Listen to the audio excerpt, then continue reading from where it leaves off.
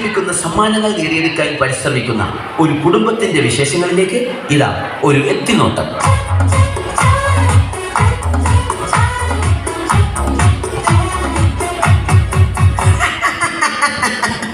നമസ്കാരം, ഞാൻ ആൻഡപ്പൻ, ഈ വീടിന്റെ ഗൃഹനാഥൻ. ആൻഡപ്പൻ എന്ന പേര് പോലെ തന്നെയാണ് എന്റെയും അവസ്ഥ. ഈ വീട്ടിലുള്ള എന്റെ പുഴുത്തങ്കെട്ട മക്കൾ എവിടെ പോയി എന്തടങ്ങേറുണ്ടാക്കിയാലും അവരുടെ പേരിന്റെ കൂടെ ആൻഡ് അപ്പൻ എന്നുകൂടെ എന്ന് ചേർക്കും. അതായത് ആൻഡപ്പൻ എന്റെ പേര്. അതോടെ ഞാനും ഇടങ്ങേറിലാവും.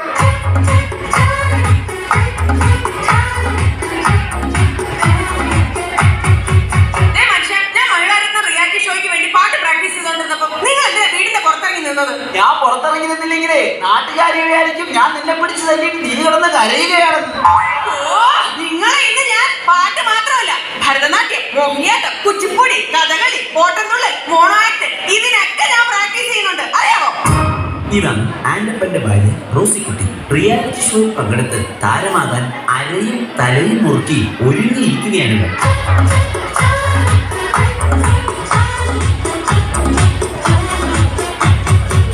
പ്രിയപ്പെട്ട അപ്പച്ചനും അമ്മച്ചിക്കും മൂത്ത മകൻ കാതികൻ മാത്തുക്കുട്ടിയുടെ 1000 അഭിവാദനങ്ങൾ.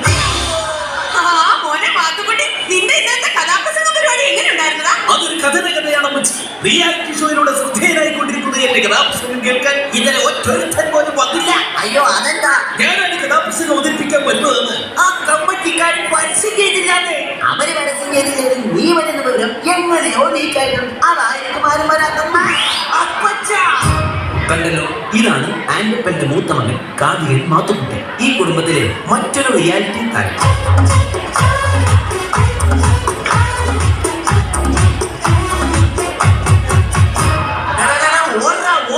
എന്റെ കൺമുമ്പിൽ കണ്ടുപോയത് അവന്റെ ഒരു ഒടുക്കത്തെ സിനിമാറ്റിക് ഡാൻസ്. എന്താ ചെയ്തു? അല്ല, ഇന്ന് രാവിലെ ഞാൻ കുളിക്കാൻ കയറിയ നേരത്തെ ഇവൻ ഫയർ ഡാൻസിന്റെ റിഹേഴ്സലാണെന്ന് പറഞ്ഞ് മണ്ണെണ്ണ വായിലെടുത്തിട്ട് തീ ഊതി. ഞാൻ അലക്കിയിട്ട് അതിന്റെ ആകെ കൂടെയുള്ള 2 കുണ്ടുകൾ കത്തിച്ചു കളഞ്ഞ്. അറിയാമോ? ഇരുന്നിട്ട് അടിപ്പാവാടയാ. ഈ വന്നതാണ് ഈ വീട്ടിലെ ഇളയ താരം, സിനിമാറ്റിക് ഡാൻസുകാരൻ ജോണിക്കുട്ടി. ഇതും മറ്റൊരു റിയാലിറ്റി താരമാണ്.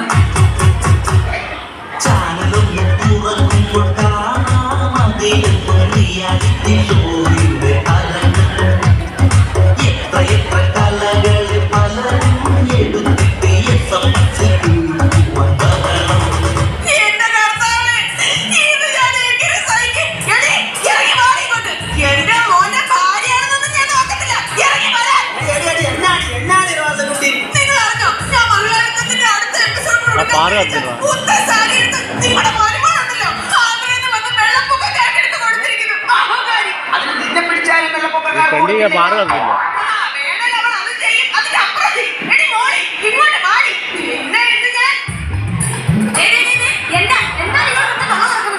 അമ്മയ്ക്ക് സാരി പിച്ചക്കാർക്ക് എടുത്തു കൊടുത്തോ?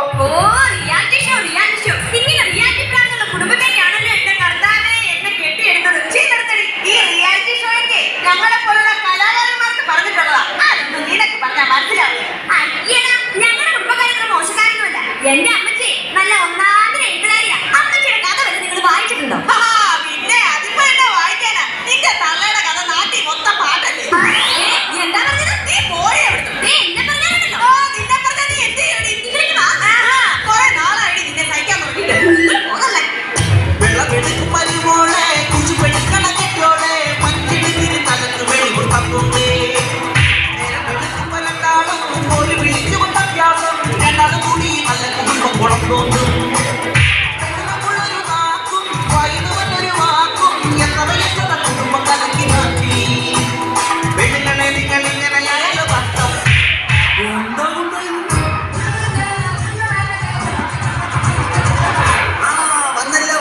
എല്ലാത്തിനും കുറ്റം പറയണ എന്റെ കുഞ്ഞാരണിയും വന്നല്ലോ. എന്തായാലും പെങ്ങളെ മോളെ തന്നത് അപ്പനായാലും ഭർത്താവായാലും ഒരു താളവും പോകുന്നൊക്കെ വേണ്ടേ? എന്റെ പൊന്നടിയ എരിയുന്ന തീരെ എന്നെ ഒഴിക്കാതെ ഒന്നും കടന്നു പോകുന്നില്ല. ഒന്ന് ഇറങ്ങി പോടാ.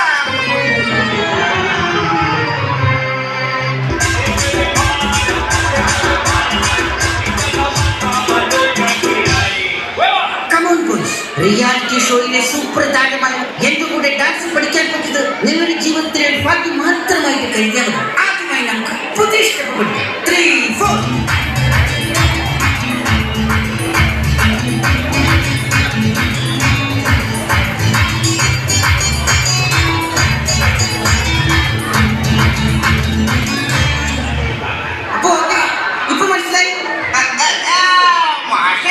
മാഷിനെ കൊണ്ട് വീട്ടില് ഭാര്യ തുണിയലപ്പിക്കുന്ന ആക്ഷൻ ആണല്ലേ ഞങ്ങളെ ഡാൻസ് ആണെന്ന് പറഞ്ഞ് പഠിപ്പിക്കണത്.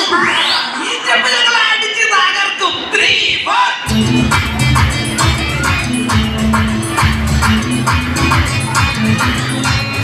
നിർത്തടാ, ഇതെന്നെ കോപ്രാവൊക്കെയാണ് കാണിക്കുന്നത്. ഇത് ഞങ്ങളുടെ പുതിയ സ്റ്റെപ്പാണ്. എടാ, ഈ റിയാലിറ്റിയുടെ കാര്യം പറഞ്ഞ് ചുമ്മാ കോപ്രായം കാട്ടി നടക്കാതെ വല്ല പണിക്ക് പോടാ. അച്ഛാ, നാളെ എന്റെ കലാപുസ്തക മത്സരത്തിന്റെ ഫൈനലിലേക്കുള്ള സെലക്ഷനാ. അപ്പൊ ഇവരാരാ? ഓർക്കസ്ട്രയുടെ ചെലവ് കുറക്കുവാനായിട്ട് ഞാൻ കൊണ്ടുവന്ന മിമിക്രിക്കാരാ.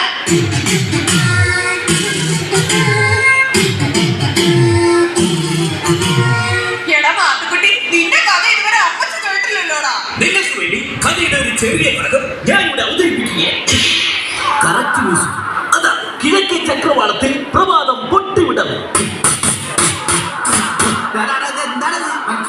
സുപ്രഭാത പൊട്ടിവിടുന്ന സൗണ്ടാണ്. 1925 കോമഡിയായിട്ടാവും വരും. എടാ പൊന്നുപോലെ നീ കഥ പറ. ഇനി കഥയുടെ സുപ്രധാനമായ രംഗമാണ് ഞാനിവിടെ അവതരിപ്പിക്കുന്നത്. അങ്ങനെ നമ്മുടെ കഥാനായകൻ കഥാനായികയുമായി കണ്ടുമുട്ടുന്നു. ഒരു ഉറച്ച തീരുമാനമെടുക്കാൻ നായകന് സാധിക്കുന്നില്ല. നായകന്റെ കൂടെ പോകണോ അതോ തിരിച്ച് വീട്ടിലേക്ക് പോകണോ എന്നൊരു തീരുമാനമെടുക്കാൻ നമ്മുടെ നായകർക്ക് കഴിയുന്നില്ല. നായകന്റെ കൂടെ പോകണോ അതോ വീട്ടിലേക്ക് പോകണോ? വീട്ടിലേക്ക് പോകണോ അതോ നായകന്റെ കൂടെ പോകണോ? നായകന്റെ മനസ്സും വീണ്ടും അങ്കമാലിയില്ലേ. അങ്ങനെ അവൻ ചിന്തിക്കുക, നായികയെ കൂട്ടി വീട്ടിലേക്ക് പോകണോ അതോ ഒറ്റയ്ക്ക് പോകണോ? നായികയെ കൂട്ടി വീട്ടിലേക്ക് പോകണോ അതോ ഒറ്റയ്ക്ക് പോകണോ? അങ്ങനെ പ്രതിസന്ധിയിലായ നായകൻ ദുഃഖവാരത്താൽ പുഴയിലേക്കെടുത്ത് ഒറ്റച്ചാട്ടം. വെള്ളത്തിൽ നിന്നും ഇങ്ങനെ മുങ്ങിപ്പൊങ്ങിക്കൊണ്ട് അവൻ കരയിൽ നിൽക്കുന്ന നായികയെ നോക്കി പറഞ്ഞു. ഇട വെള്ളത്തിൽ നിന്ന് പൊങ്ങി വന്നവൻ കരയിൽ നിൽക്കുന്ന നായികയെ നോക്കി പറഞ്ഞു. നായികയെ നോക്കി പറഞ്ഞു, ഇറങ്ങി പോടാ. ഇവർ പങ്കെടുത്ത റിയാലിറ്റി ഷോയിലെ ഒരു കടുത്ത മത്സരത്തിന് ശേഷം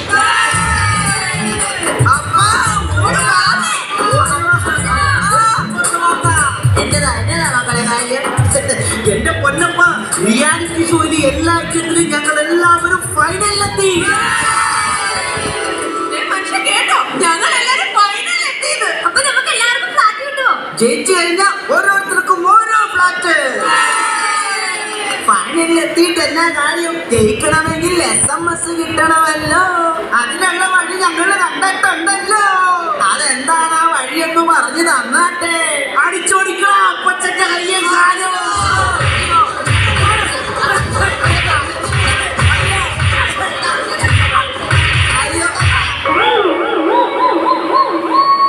എന്തിനാടാ അപ്പന്റെ കയ്യും കാലും തല്ലി ഒടിച്ചത്? അപ്പനെ തല്ലി കയ്യും കാലും ഒടിച്ചാലേ റിയാലിറ്റി ഷോയിൽ കാണിക്കാനായിട്ട് ചാനലുകാർ വന്ന് ഷൂട്ട് ചെയ്യുമല്ലോ.